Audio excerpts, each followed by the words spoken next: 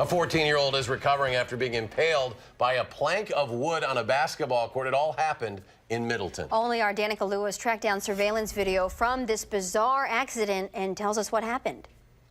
It's a temporary fix for a very serious accident on Sunday afternoon during a basketball tournament, enough to make parents double check for cracks in all of the floorboards here.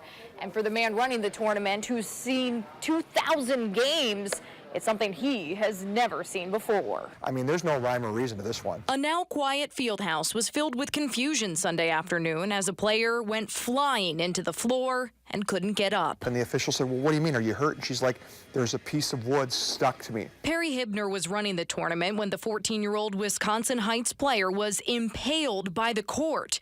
The board had split in the middle and stuck into the young player. Her mom, the coach, was quickly by her side. It was 3 to 4 inches long, and in some parts of it, probably between 1/4 and 1/2 inch deep. Minutes later, emergency crews show up, and everyone else is asked to leave the gym. We thought they were probably going to have to remove an entire board and then take the board to the hospital. They didn't have to do that, but the 8th grader was loaded up on a stretcher and spent the night at the hospital. None of her internal organs were hit by the wood. I don't know that we'll ever hear something like this ever happening again anywhere. Hibner is especially surprised it happened here in Middleton, where the floor is just 15 years old.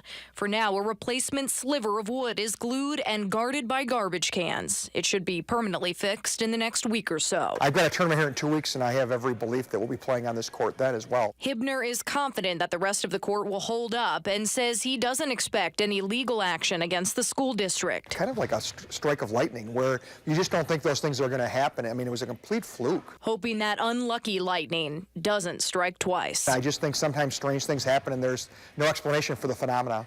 And even though it was a scary situation for players and parents, Hibner says the girl who was injured here on Sunday afternoon is expected to be ready to play in the near future. For WISC News 3, I'm Danica Lewis.